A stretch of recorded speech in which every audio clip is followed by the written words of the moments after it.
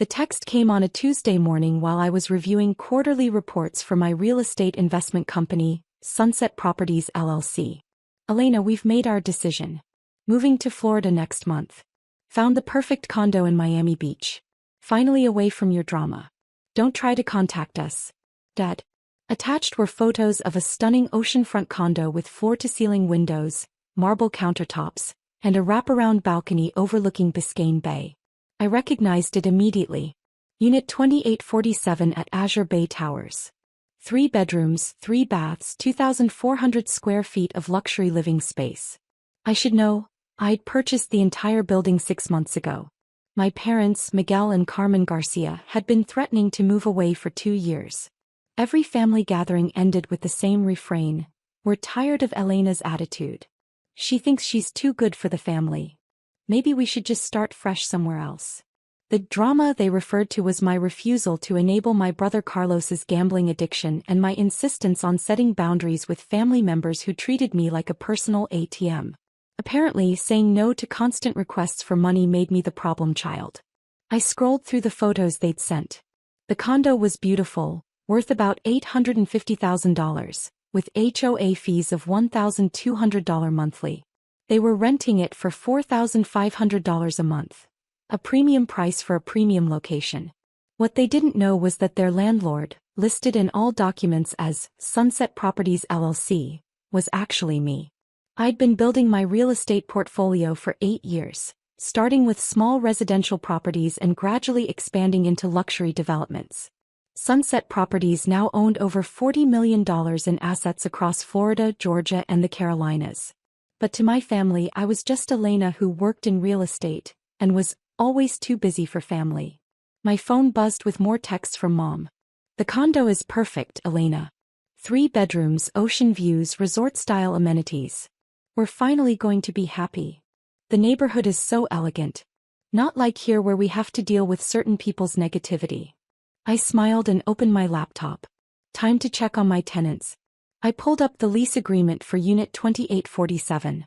Miguel and Carmen Garcia had signed a 1-year lease 3 weeks ago with first month last month and security deposit totaling $13,500.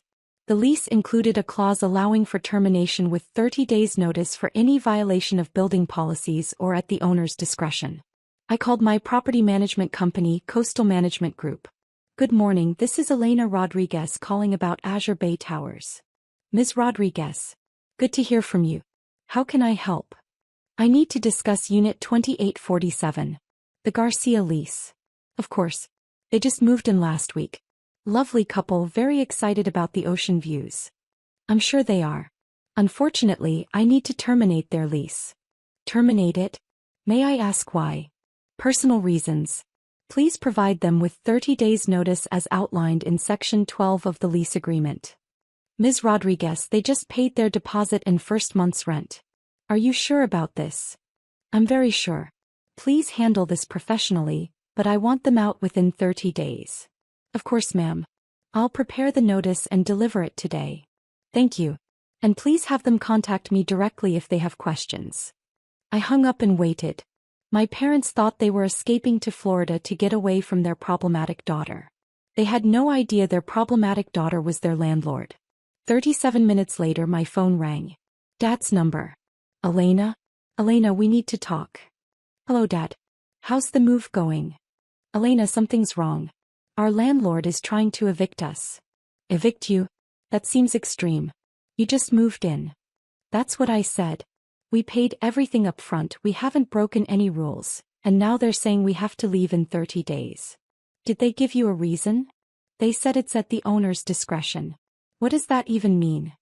I pretended to think about it. That's strange. What's the name of the property management company?"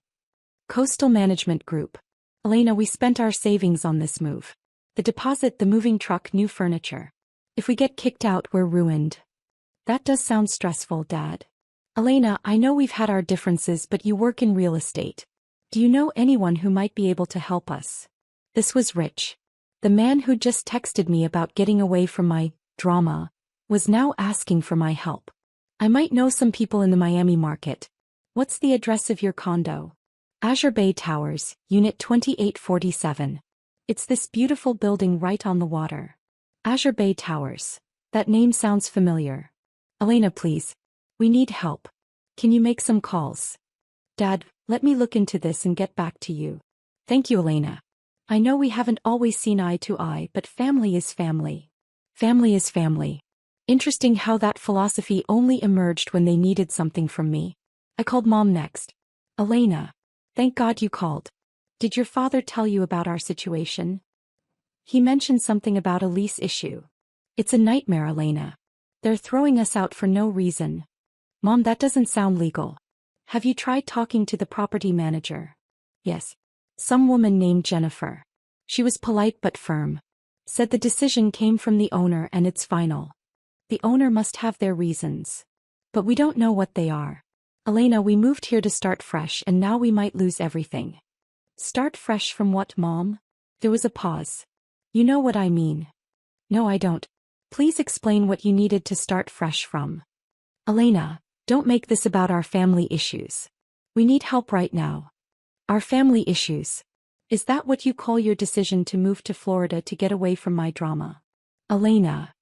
Mom, you texted me this morning saying you were finally going to be happy because you'd be away from my negativity.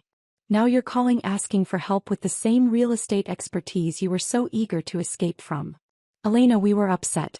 We didn't mean it the way it sounded. How did you mean it? We needed space. Some time to figure things out. And now we need our daughter's help. I let that sink in for a moment. Mom, I'll see what I can find out about the owner of your building. Thank you, Elena. You're the only one who might be able to fix this. After hanging up, I sat in my office looking out at the Atlanta skyline. My parents had spent 2 years complaining about my attitude, my boundaries, my refusal to enable Carlos's gambling problem. They'd made it clear that I was the source of family drama and that life would be better without me. But the moment they faced a real problem, I was suddenly their only hope. My assistant knocked on the door. Ms. Rodriguez? Your 2 p.m. is here. Thanks, Maria. Before they come in, can you pull up the ownership documents for Azure Bay Towers? Of course. Any particular reason? I want to review the tenant policies. That evening, I called my property manager. Jennifer, this is Elena Rodriguez. How did the Garcia family take the eviction notice? Not well, I'm afraid. They're very upset and confused. They keep asking to speak with the owner directly. What did you tell them? That the owner prefers to remain anonymous and handle all communication through our office. Perfect. Have they mentioned trying to find alternative housing? Mrs. Garcia asked if we knew of any other available units in the area. I gave her a list of comparable properties, but honestly, Ms. Rodriguez, they're all much more expensive than what they were paying here. I see. Ms. Rodriguez, may I ask why you're terminating their lease? They seem like ideal tenants, quiet, clean, financially stable. Jennifer, let's just say it's a personal matter that requires them to find alternative housing. Of course. Will you be looking for new tenants for the unit? Not immediately. I may have other plans for it. The next morning, my phone was buzzing with messages from various family members. Apparently, word had spread about my parents' housing crisis. Carlos texted, Elena, Mom and Dad are freaking out about getting evicted. Can you help them find a place? My Aunt Maria called, Elena, your parents are so stressed. They're talking about moving back here, but they already gave up their lease. My cousin Sophia messaged, I heard about the condo situation. That's so weird that they'd get kicked out for no reason. Do you think someone has it out for them? I found that last message particularly interesting. The family was starting to wonder if this was personal. Dad called again that afternoon. Elena, we've been looking at other places all day. Everything comparable is at least $6,000 a month, and most places want 3 months up front. That's a lot of money, Dad. Elena, we can't afford that. We spent everything we had on this move. What about coming back to Atlanta? We can't. We gave up our lease, sold half our furniture. Elena, we're trapped. That sounds like a difficult situation. Elena, you said you'd look into the owner of our building. Did you find out anything? I did some research, Dad. And? The building is owned by a company called Sunset Properties LLC. Can you contact them directly? Dad, what would you want me to say to them? I don't know. Ask them why they're kicking us out? See if there's anything we can do to fix the situation. And if they won't change their mind? Then I don't know what we'll do. I could hear the defeat in his voice. For the first time in years, my father sounded vulnerable instead of angry. Dad, can I ask you something? Of course. When you decided to move to Florida, did you consider how it might affect our relationship? What do you mean? I mean, you texted me that you were finally going to be happy because you'd be away from my drama. Did you think about how that would make me feel? There was a long silence. Elena, we were frustrated. The family has been so tense lately. Because of me? Because of the situation with Carlos and the money issues and everyone taking sides. Dad, I didn't create Carlos's gambling problem. I just refused to enable it. I know that. And I didn't create money issues. I set boundaries about constantly being asked to solve everyone's financial problems. Elena. For 2 years, you've made me feel like the problem child because I won't give Carlos money for his debts and won't pay for everyone's emergencies. That's not how we meant it. But that's how it felt, Dad. And when things got uncomfortable, your solution was to move to another state to get away from me. Elena, what do you want me to say? I want you to understand that actions have consequences. What does that mean? It means that when you tell your daughter you need to get away from her drama, she might not be available when you need her help. Elena, are you saying you won't help us? I took a deep breath. Dad, I'm saying that relationships work both ways. You can't push me away when it's convenient and pull me back when you need something. So you're going to let us lose our home? Dad, I'm going to let you experience the consequences of your choices. Elena, please. We're your family. Family. Right. The family you needed to escape from. After hanging up, I sat with my thoughts for a while. My parents were learning a hard lesson about burning bridges, but I wasn't cruel. I didn't want them to be homeless or financially ruined. I wanted them to understand that I wasn't their problem, I was their solution, and I deserved to be treated accordingly. That evening I called Jennifer back. Jennifer, I've been thinking about the Garcia situation. Yes, ma'am. I'd like to offer them an alternative arrangement. What kind of arrangement? They can stay in the unit, but the lease terms need to change. How so? First, the rent increases to market rate $6,200 per month. That's quite a bit more than they're currently paying. Second, they sign a month-to-month lease instead of annual. No long-term security. I see. Third, they agree to specific behavioral clauses about respecting property management decisions and maintaining positive tenant relationships. And if they don't agree to these terms? Then the eviction stands. Should I present this offer to them? Yes, but make it clear that these terms are non-negotiable and the offer expires in 48 hours. I'll call them this evening. The next day Mom called me in tears. Elena, they offered to let us stay, but the rent is almost double. That sounds like market rate for a luxury oceanfront condo, Mom. Elena, we can't afford that. Where are we supposed to get an extra $1,700 a month? I don't know, Mom. Maybe the same place you planned to get rent money when you moved to Florida without any concrete income plan. Elena, don't be mean. We're desperate. Mom, I'm not being mean. I'm being realistic. Elena, do you think you could help us with the rent difference? And there was the same request that had caused so much family drama back home. They'd moved to Florida to escape my boundaries around money, and now they were asking me to pay their rent. Mom, didn't you move to Florida to get away from family financial issues? This is different. This is an emergency. How is it different? Because we don't have any other options. Mom, you always have options. They're just not options you want to consider. Like what? Like moving back to Atlanta. Like Dad getting a part-time job. Like downsizing to a more affordable place. Elena, we're 62 years old. We shouldn't have to start over. But I should have to pay for your choices? You're our daughter.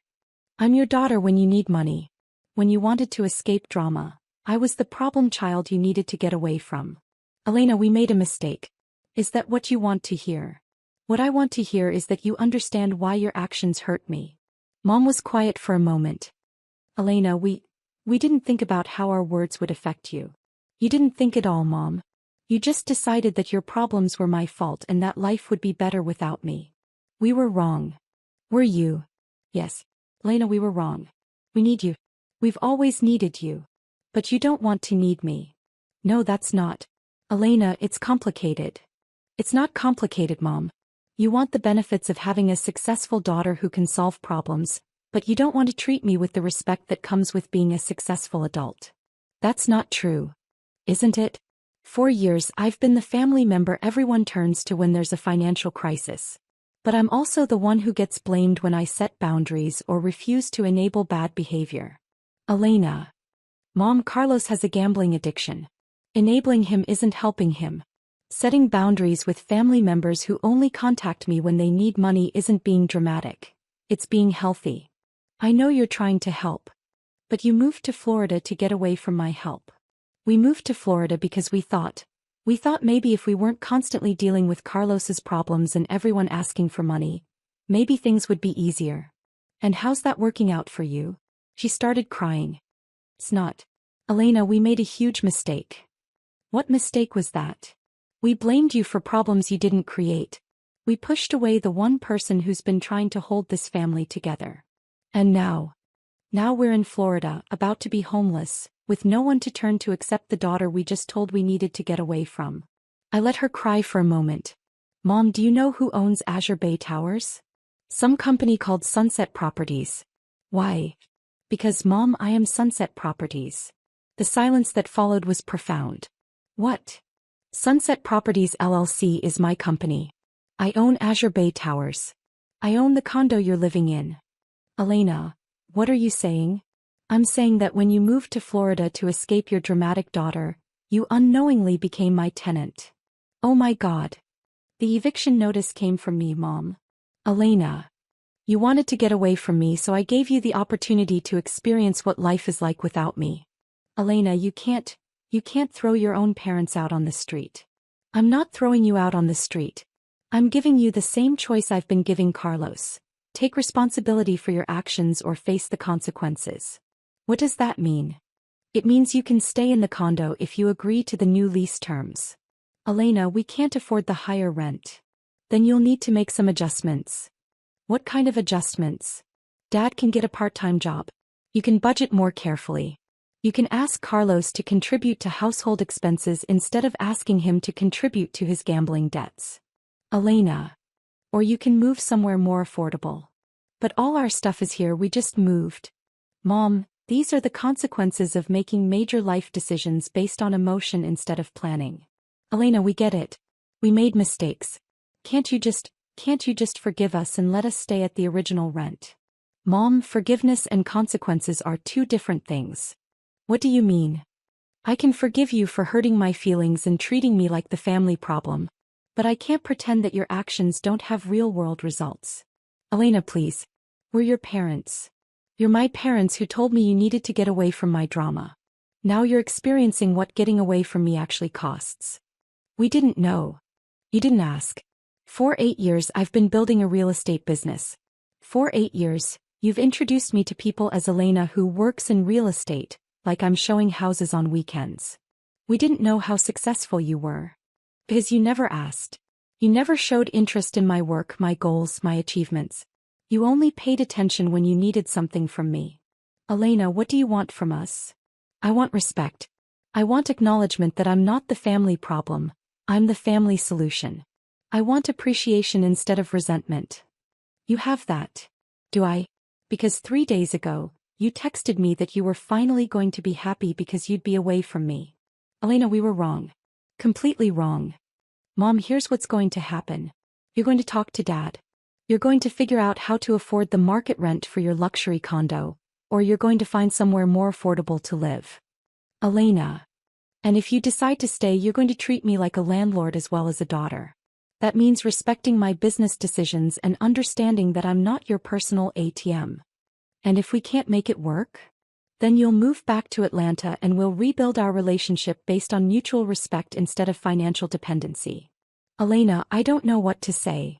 Say that you understand that actions have consequences and that pushing people away has costs. I understand. Say that you're going to start treating me like an adult instead of like a problem child. I will, Elena. We will. And say that you're going to appreciate what I bring to this family instead of resenting it. Elena, we do appreciate you. We didn't know how to show it. 2 weeks later, I got a text from Dad. Elena, we've decided to take the new lease terms. I got a part-time job with a property management company here. Turns out my experience in construction is valuable.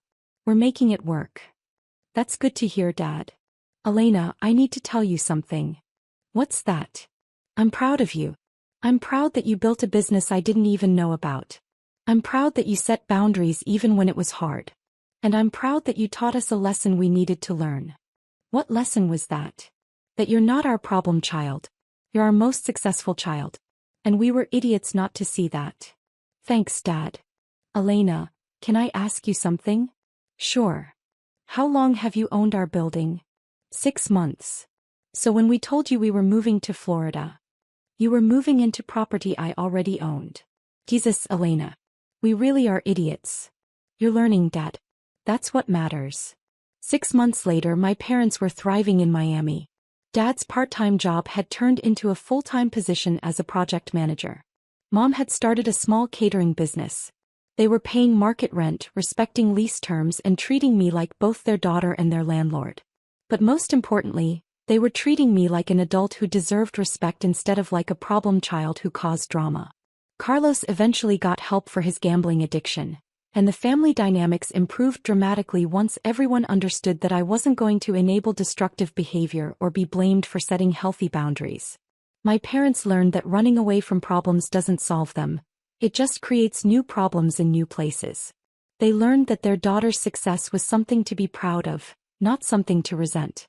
And they learned that respect is earned through consistent actions, not demanded through family obligation.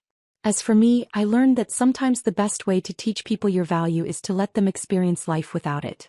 Azure Bay Towers became one of my most profitable properties, and Unit 2847 became home to tenants who understood that having a successful daughter wasn't their problem, it was their blessing.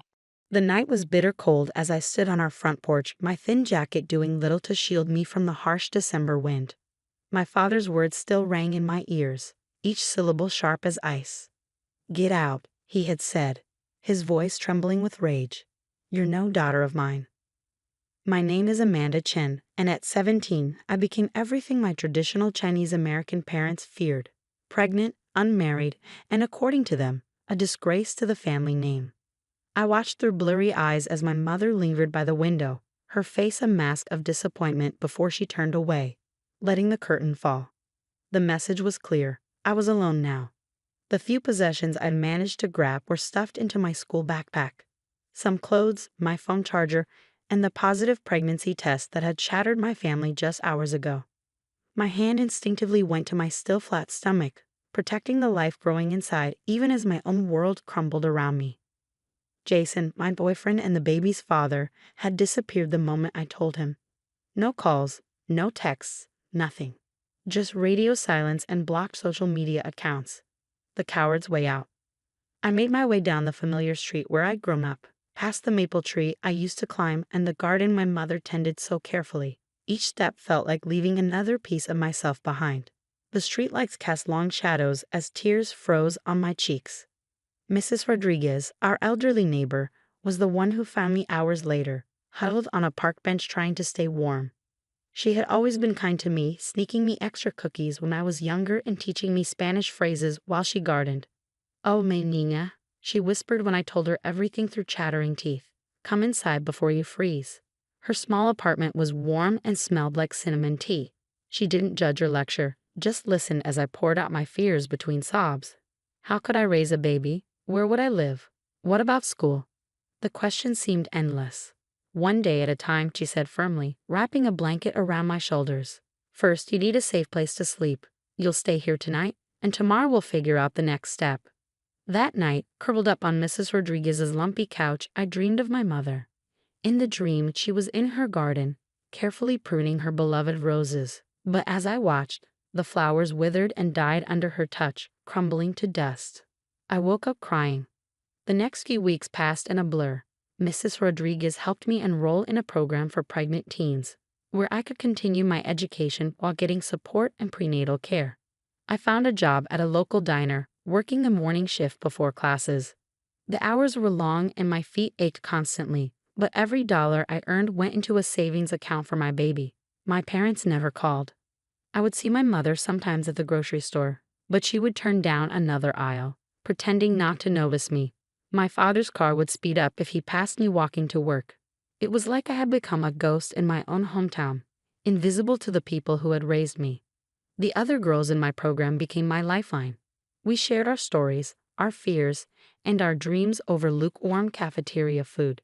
Many of them had similar tales: families who couldn't accept their choices, boyfriends who vanished, futures that seemed to shrink with each passing day. But something unexpected happened as my belly grew. I found strength I didn't know I had. Each kick from my baby reminded me that I wasn't just fighting for myself anymore. I studied harder than ever, determined to graduate despite my circumstances.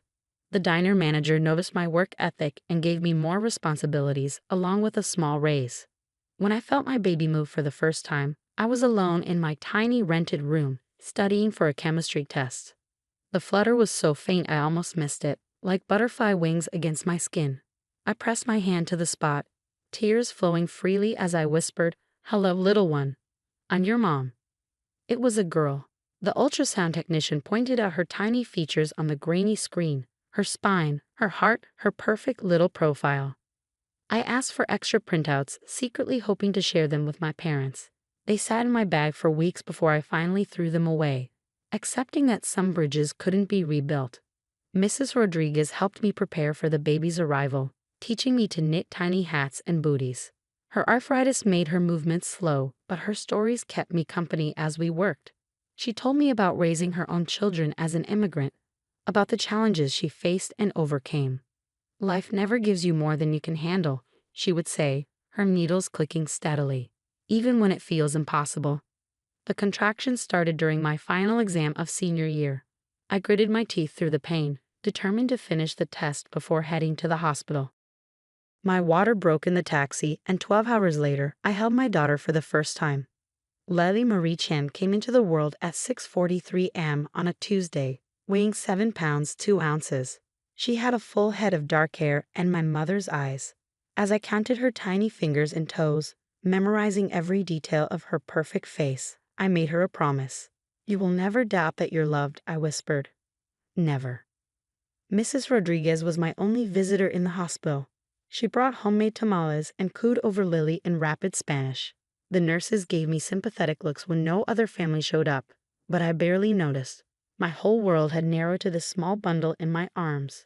Graduation day fell 2 weeks after Lily's birth. I walked across the stage to receive my diploma with her strapped to my chest in a baby carrier, her weight a reminder of everything I fought for.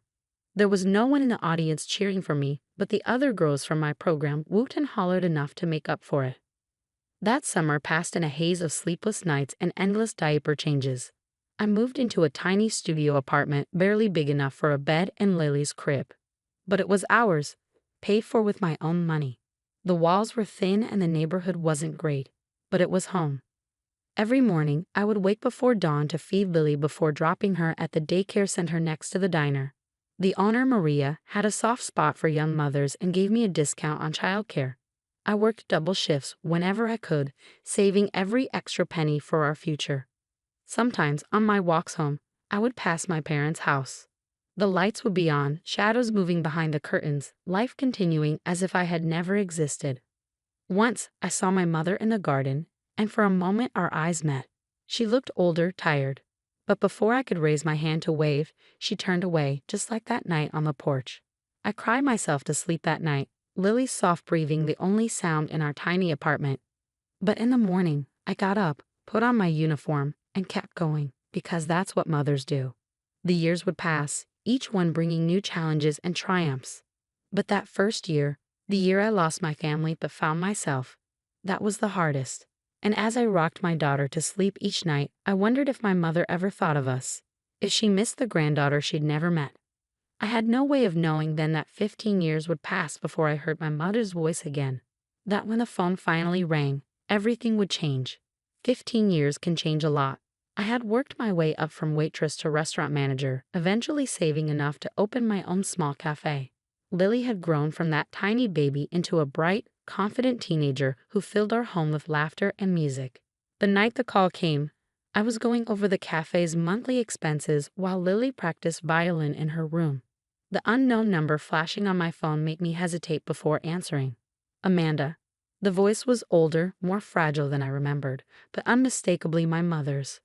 My hand tightened around the phone as memories flooded back. That cold December night, the turnbacks, the years of silence. Your father is dying, she said, her voice cracking. Cancer. The doctors say he has weeks, maybe days. He's asking for you and Lily. I sat there stunned as she continued. I know we don't deserve to ask anything of you, but please. He wants to meet his granddaughter before. She trailed off, leaving the sentence unfinished. The violin music from Lily's room stopped, and I heard her footsteps in the hallway. Mom, who's on the phone?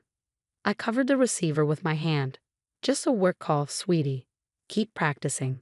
My mother must have heard her voice because she made a small, choked sound. She sounds lovely. She is, I said firmly, no thanks to you or Dad. The silence that followed was heavy with 15 years of unspoken words. Finally, my mother spoke again, her voice barely above a whisper. I know, I was wrong, Amanda. So terribly wrong. I closed my eyes, fighting back tears. How many nights had I dreamed of hearing those words? How many times had I imagined this moment of acknowledgement? But now that it was here, I felt nothing but a deep, aching exhaustion. I need time to think, I said. And I need to talk to Lily. This isn't just about me anymore. Of course, my mother replied quickly. Just, please don't wait too long. After hanging up, I sat at the kitchen table, my mind racing. The cafe's paperwork lay forgotten as memories crashed over me like waves. The day I told them I was pregnant. The look of disgust on my father's face. My mother's silence, perhaps more painful than his rage. Lily appeared in the doorway, violin still in hand. At 15, she looked so much like I had at her age. The same dark eyes, the same stubborn chin. But where I had been uncertain, she carried herself with quiet confidence. That wasn't a work call, was it? She asked, setting her violin down. You're crying. I touched my cheek, surprised to find it wet. No, it wasn't. Come sit down, sweetheart. There's something we need to talk about. She listened quietly as I told her about my parents, about that night 15 years ago, about all the things I'd never had the courage to share before. Her face remained thoughtful, processing each detail with a maturity that made my heart ache. So my grandfather is dying, she said when I finished, and he wants to meet me. I nodded, watching her carefully. Yes, but it's completely your choice. We don't owe them anything. Lily was quiet for a long moment, absently plucking at a loose thread on her sleeve. I want to go, she said finally. Not for them, but for you. You deserve closure, Mom. I pulled her into a tight hug, marveling at how wise my daughter had become. When did you get so smart? She grinned against my shoulder. Must be all those books you make me read. The next morning, I called my mother back. Her answer was immediate, as if she'd been sitting by the phone waiting. We'll come, I said, keeping my voice steady. Tomorrow afternoon, but I have conditions. Anything, she breathed. First, this is about Lily. If Dad says one word, one single word, to make her feel unwelcome or unwanted, we leave. Second, I won't pretend the past didn't happen. No swept under the rug family reunion. And third, I took a deep breath. You need to hear our story. All of it. Everything you missed while you were pretending we didn't exist. There was a pause, then a soft, yes, of course. I spent that night going through old photos. Lily's first steps, her first day of school, dance recitals, violin concerts, 15 years of memories they had chosen to miss. Each picture was a reminder of how much we'd accomplished on our own, but also of how much they had lost. Mrs. Rodriguez had passed away 5 years ago, but I still had the first baby hat she'd knitted for Lily. I packed it with the photos, a tangible piece of the woman who had been more family to us than our own blood. The drive to my parents' house the next day felt surreal. The neighborhood hadn't changed much. Same neat lawns, same trimmed hedges. My mother's roses still bloomed in the front garden, though they looked a bit wild now, less carefully tended. Lily squeezed my hand as we walked up the familiar path to the front door. Ready? She asked.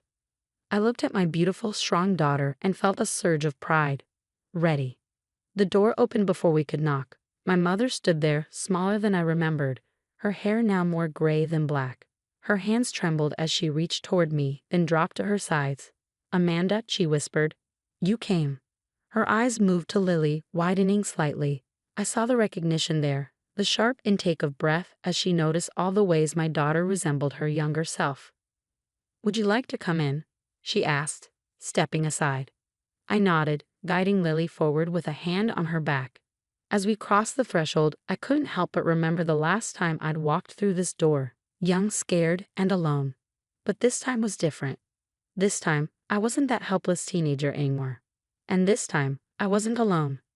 The inside of my childhood home felt smaller than I remembered. Family photos still lined the hallway walls, but they stopped abruptly at my senior year. The last ones taken before everything fell apart. It was like time had frozen in this house, preserving a moment just before their perfect family shattered. My father was in the living room, propped up in a hospital bed that seemed out of place among the familiar furniture. The strong, imposing man who had thrown me out 15 years ago was gone, replaced by someone frail and diminished. His eyes, though, were the same, dark and intense as they fixed on Lily. "So," he said, his voice rough, "this is my granddaughter." Lily stepped forward, her chin lifted slightly. "I'm Lily," she said clearly. "It's nice to meet you, though I wish it hadn't taken so long." I saw my father flinch at her words, but a ghost of a smile crossed his face. "Direct, like your mother," he said. "Please sit down, both of you." My mother hurried to arrange chairs, her movements nervous and jerky. The silence that followed was heavy with unspoken words. Finally, my father spoke again. "I owe you both an apology," he said, "though I know it's far too late." 15 years too late, I agreed, my voice steady. "Do you know what it was like, being 17, pregnant and homeless in winter, having to rely on the kindness of neighbors because my own parents threw me away?" My mother made a small, pained sound. "Amanda, we were trying to." "To what?" I cut her off. "To protect the family name, to teach me a lesson." "Well, congratulations." The lesson I learned was that I could never count on either of you. I pulled out the stack of photos I'd brought, spreading them across the bed. "This is what you missed. Lily's first steps, her first day of kindergarten, every Christmas, every birthday, every milestone you chose not to be part of." They leaned forward, hungry for these glimpses of the life they'd ignored. My mother's hand trembled as she touched a photo of Lily in her first ballet costume. "You look just like your mother did at that age," she whispered to Lily. "I wouldn't now," Lily replied quietly. "I don't have any pictures of Mom from back then." The silence that followed was deafening. My father picked up a photo of Lily's elementary school graduation, where she'd won the Academic Achievement Award. "You did well with her," he said finally. "Better than we did with you." "I did everything you said I couldn't," I said. "Finished high school, built a career, raised an amazing daughter, all without your help or approval. And I own my own business now," I continued. "The cafe on Maple Street, that's mine. I worked my way up from waitress to owner. Funny how the daughter you were so ashamed of turned out to be successful after all." My father's face crumpled, and for the first time in my life, I saw tears in his eyes. "I was wrong," he said, his voice breaking. "So terribly wrong. My pride, my stupid, stubborn pride cost me my daughter and my granddaughter." "Yes, it did," I agreed. "But that's not why we're here today. We're here because Lily deserves to know where she comes from, even if that history isn't pretty. And because," I hesitated, then continued, "because despite everything, you're still my parents."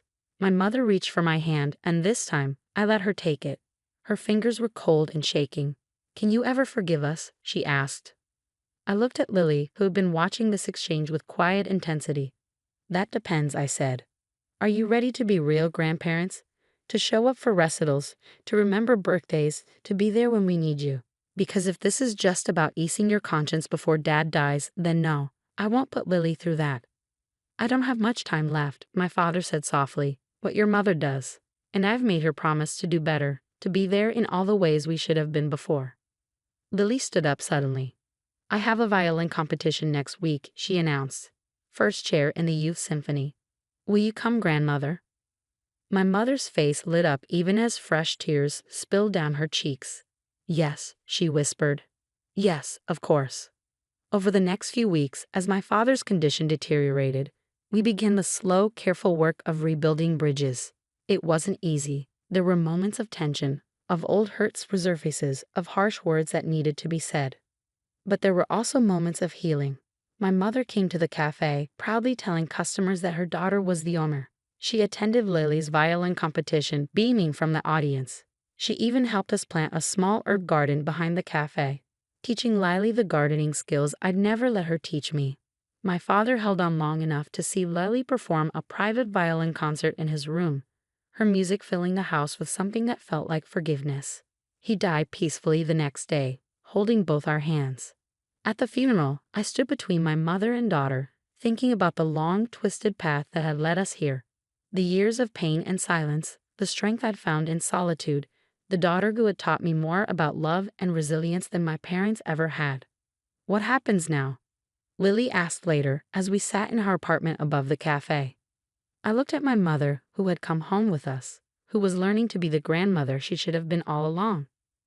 "Now," I said, "we write a new story, together." That night, as I lay in bed, I thought about the 17-year-old girl standing alone in the cold, thinking her life was over. I wish I could tell her that she was stronger than she knew, that she would build a beautiful life from the ashes of what was lost. But mostly, I wish I could tell her that sometimes the hardest paths lead to the most meaningful destinations. That forgiveness doesn't mean forgetting, but it can mean finding peace.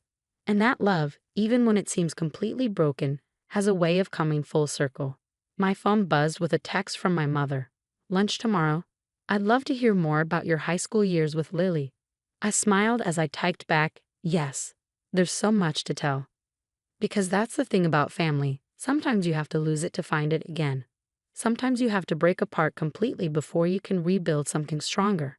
And sometimes, just sometimes, 15 years isn't too long to wait for a second chance. My name is Sarah Mitchell, and I was supposed to be the heir to the Mitchell Publishing Empire, a business my grandfather built from nothing into a $500 million company. But I chose a different path, one that would eventually change everything. I still remember that fateful dinner 10 years ago. The crystal chandelier cast elegant shadows across our dining room table as my father, James Mitchell, CEO of Mitchell Publishing, stared at me in disbelief. My mother, Elizabeth, gripped her wine glass so tightly I thought it might shatter. A teacher. My father's voice was dangerously quiet. "You want to throw away your business degree, your inheritance, everything we've built, to become a teacher." I sat straighter in my chair, fighting to keep my voice steady. "Yes, I've already accepted a position at Riverside Elementary School." The silence that followed was deafening. Then my father laughed, a cold, harsh sound that made me flinch. "This is ridiculous. You're just going through a phase. You'll come to your senses." "It's not a phase, Dad. This is what I want to do with my life. I want to make a difference in children's lives, not just chase profit margins." My mother set down her wine glass with a sharp clink. "Sarah, darling, be reasonable. You're our only child. The company needs you. Your father needs you." "The company needs someone who's passionate about publishing," I countered. "That's not me. It never has been." My father's face darkened. "I've spent 30 years building this company, expanding what your grandfather started. I didn't do all this just to watch you throw it away for some childish fantasy of teaching finger painting." "Dad, He slammed his fist on the table, making the silverware jump. "No, I won't allow it. You will take your place at Mitchell Publishing. Or what?" I challenged, though my heart was pounding. "Or you're no longer part of this family." My mother gasped. "James, I mean it," he continued, his voice like steel. "If you walk away from this company, you walk away from everything. Your trust fund, your inheritance, this house, all of it. You'll be dead to us." I looked at my mother, hoping for support, but she just stared at her plate, shoulders trembling slightly. The weight of the moment pressed down on me like a physical force. Everything I'd ever known, my entire life of privilege and security, balanced against my dreams. I stood up slowly, my chair scraping against the hardwood floor. "Then I guess I'm dead to you." "Sarah, please," my mother whispered, but I was already walking away. That night, I packed what I could into my car, some clothes, my laptop, and a few precious photos. The trust fund would be gone by morning, I knew. My father never made idle threats. I had $5,000 in my personal account, barely enough for first and last month's rent on a tiny apartment. As I drove away from the mansion I'd called home for 24 years, tears blurred my vision. But beneath the grief and fear, there was something else: determination. I would prove them wrong. I would show them that success wasn't just measured in dollar signs and profit margins. My first apartment was a studio in a rundown building on the east side of town. The roof leaked when it rained, the neighbors fought constantly, and the heating barely worked in winter. But it was mine, earned with my own money from my teaching salary. Those first few months were harder than anything I'd ever experienced. I went from designer clothes to thrift store finds, from five-star restaurants to ramen noodles. Every penny was counted, every purchase carefully considered. But standing in front of my first class of third graders, seeing their eager faces and bright eyes, I knew I'd made the right choice. I threw myself into teaching with everything I had. While my father worked late into the night making million-dollar deals, I stayed up planning lessons that would engage my students. While my mother attended charity galas, I used my own money to buy supplies for kids who couldn't afford them. Years passed. I heard snippets about my family through mutual acquaintances. Mitchell Publishing continued to grow. My father's picture appeared in business magazines. My mother's social calendar remained full. They had effectively erased me from their lives, just as promised. But I was building something too, something they couldn't understand. I developed innovative teaching methods that helped struggling readers catch up to their grade level. I started an after-school program for kids whose parents worked late. I pursued my master's degree in education at night, determined to become the best teacher I could be. Then I met Dr. Marcus Chen, a brilliant education researcher who visited our school to study successful teaching practices. He observed my classroom for a week, taking copious notes and recording my lessons. "Your methods are remarkable," he told me one afternoon as my students filed out. "The way you combine storytelling with phonics instruction, I've never seen anything quite like it." I shrugged, embarrassed by the praise. "I just do whatever works for my kids." "Have you ever thought about developing this into a formal curriculum? Something that could help teachers everywhere?" I hadn't, but the idea took root. Over the next year, working with Dr. Chen, I documented everything I'd learned about teaching reading. We conducted research studies, gathered data, refined the methods. The results were extraordinary. Students using my curriculum advanced an average of 2 grade levels in reading within 1 year. Education companies started calling. Publishers wanted to distribute the curriculum nationwide. Speaking invitations arrived from teaching conferences. Suddenly, the girl who'd walked away from a publishing empire was building something of her own. I called it Read Right, a comprehensive literacy program that combined traditional phonics with storytelling and emotional engagement. Within 2 years, it was being used in schools across the country. The royalties started small, but grew steadily. I used the money to create a foundation that provided free books and teaching materials to underfunded schools. I never sought publicity, preferring to focus on my classroom and my students. But one day, a journalist from the local paper wrote a feature about Read Right and its creator. the former Harris who'd chosen teaching over wealth. The story went viral. That's when everything changed. Because that's when Mitchell Publishing started losing everything. I didn't know it then, but my father's company was already in trouble. The publishing industry had been changing rapidly, and Mitchell Publishing had failed to adapt.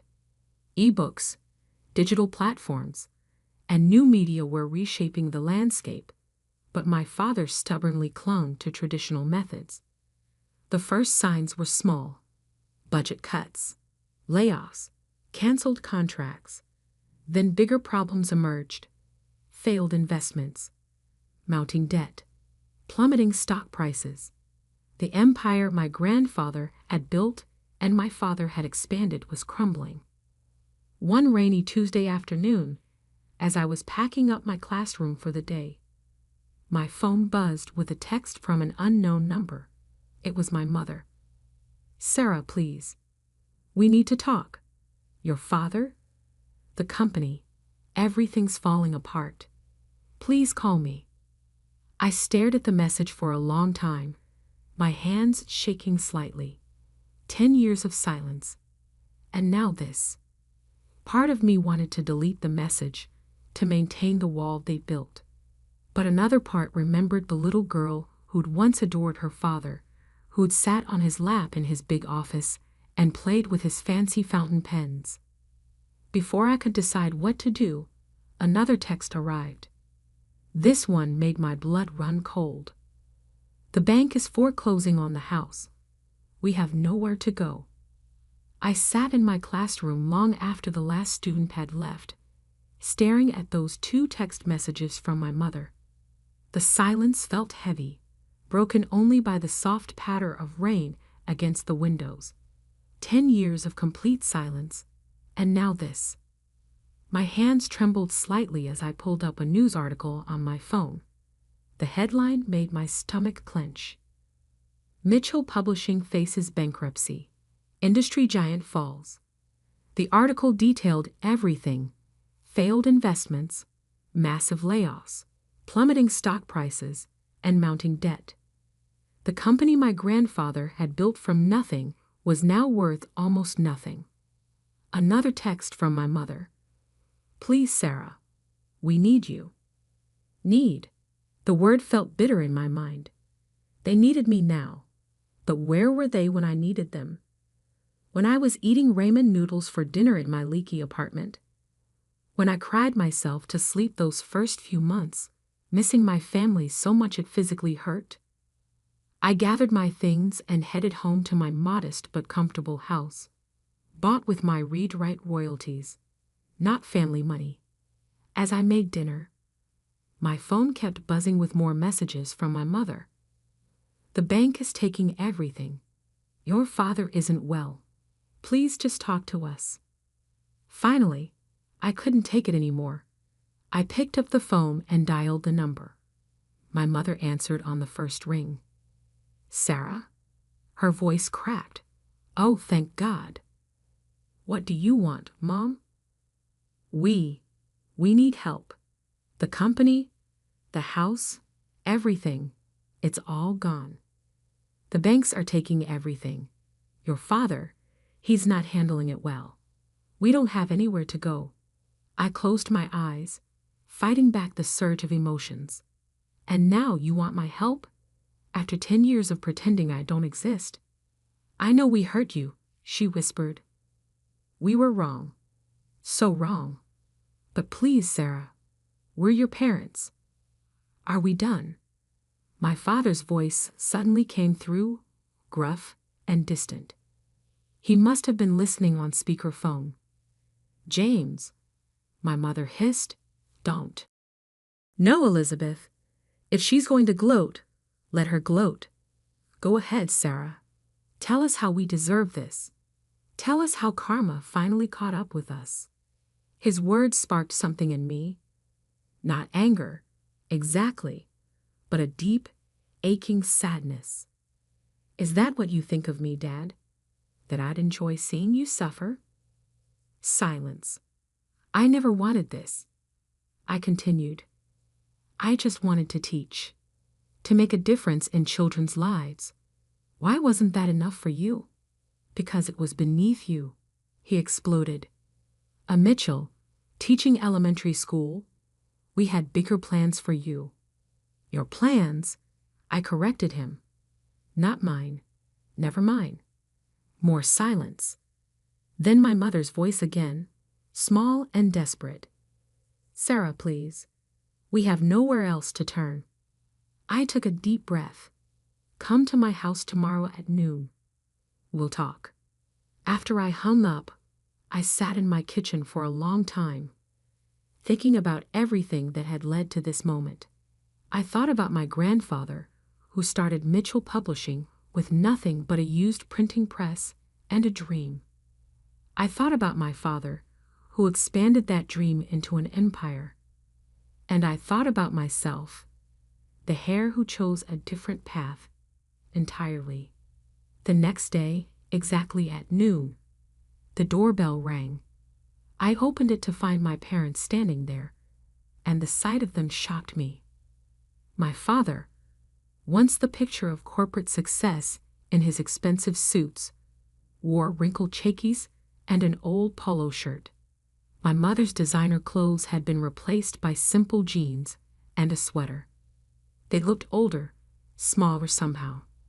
Come in, I said, stepping aside. They entered hesitantly, looking around my home with a mixture of curiosity and something else. Was it shame?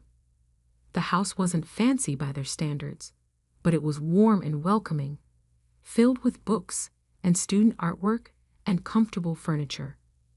Would you like some coffee? I asked, falling back on politeness to ease the tension. They nodded, and I led them to the kitchen. As I prepared the coffee, I could feel their eyes on me, taking in every detail of my life that they'd missed. Your house is nice, my mother offered.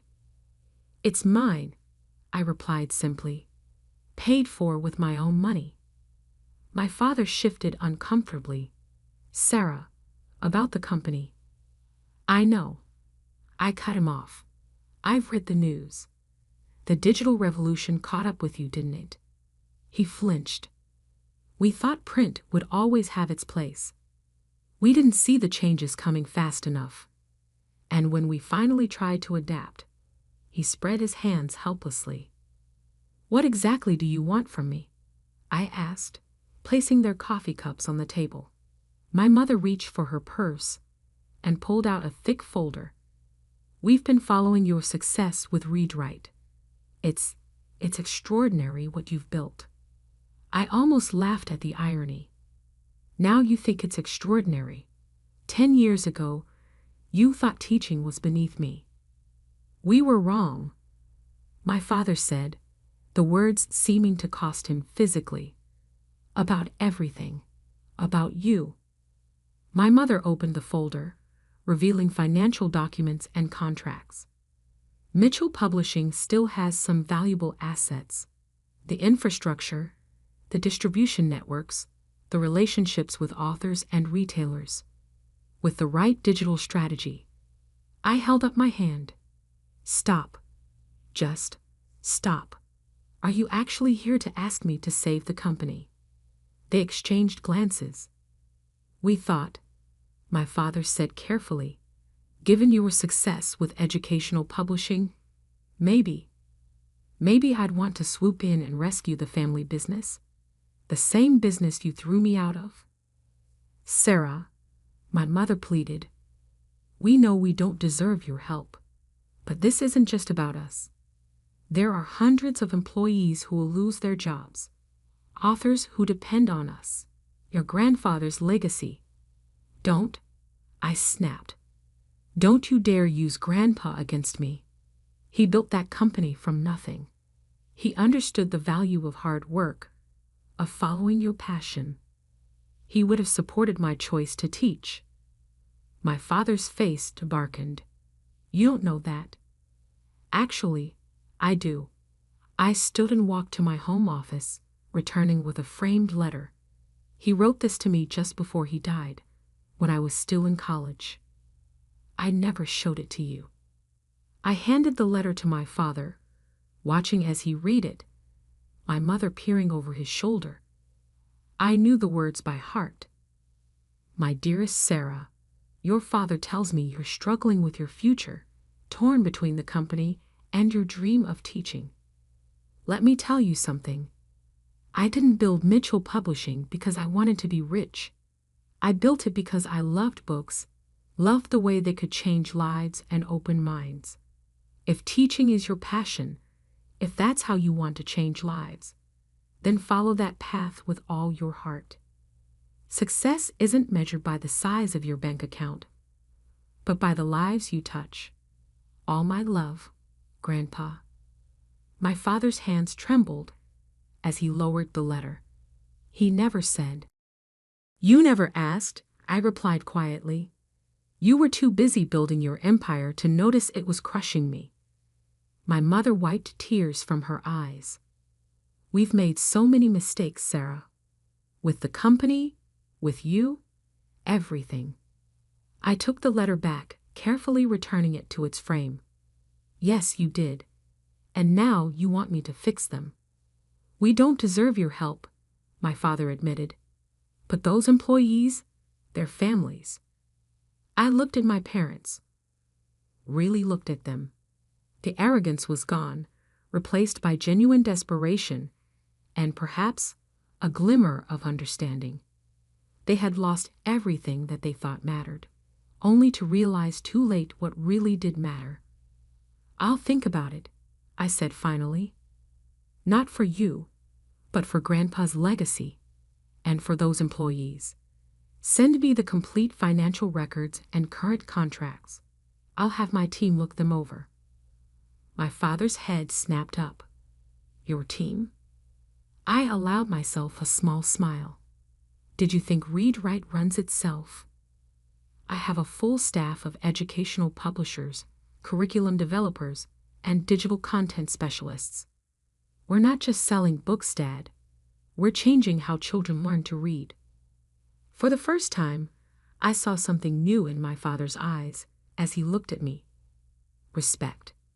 After they left, I sat in my home office, looking at the wall of thank you letters from students, teachers, and parents whose lives had been touched by Read Write.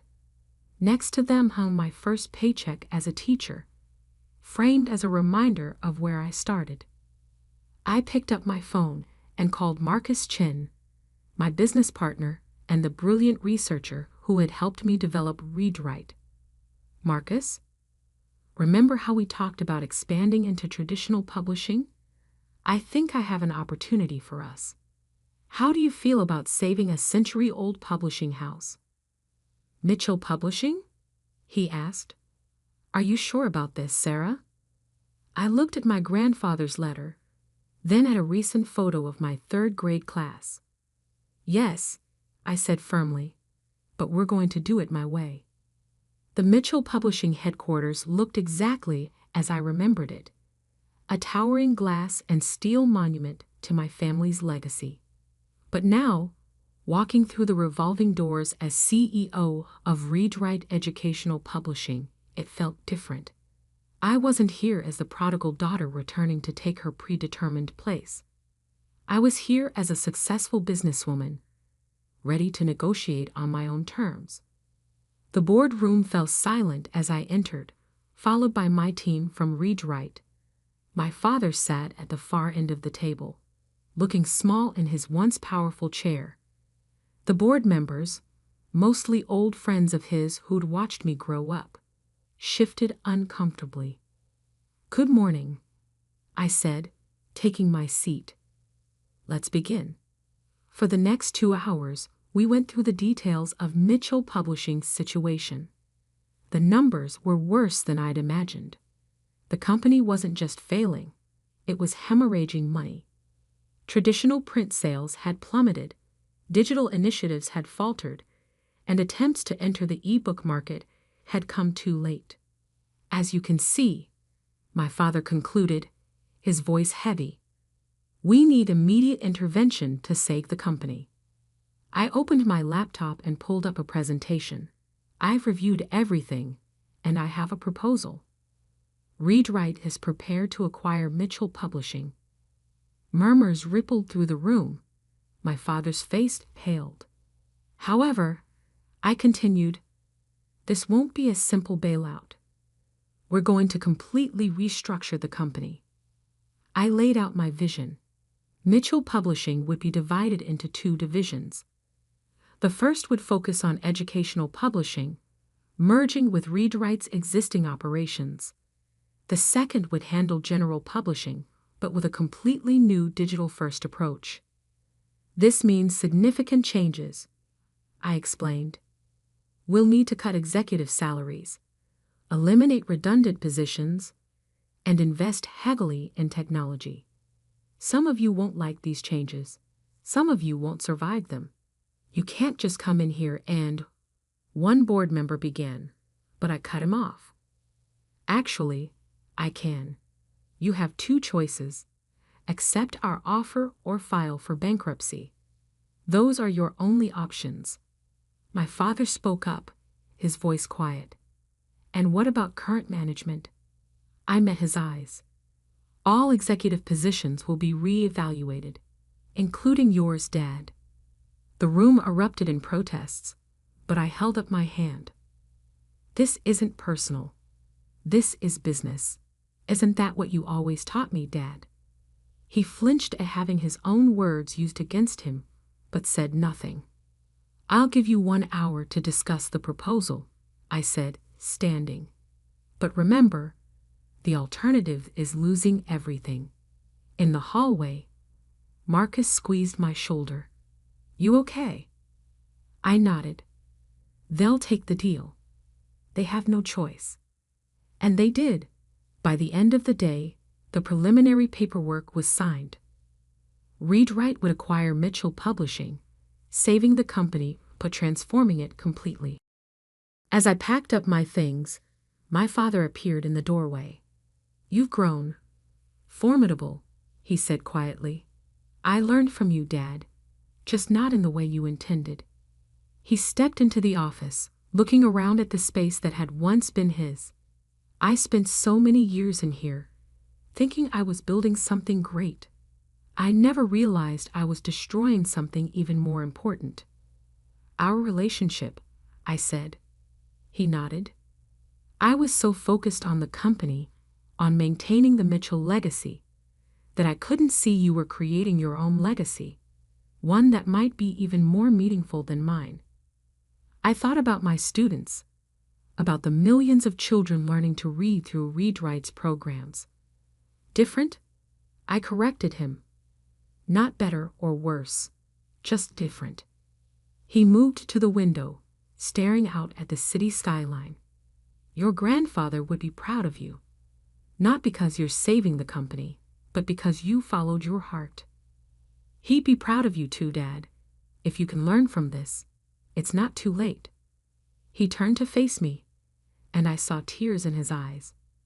Will you teach me? How to start over? Something broke inside me, the last wall I'd built around my heart after all these years. Yes, I whispered. Yes, I will.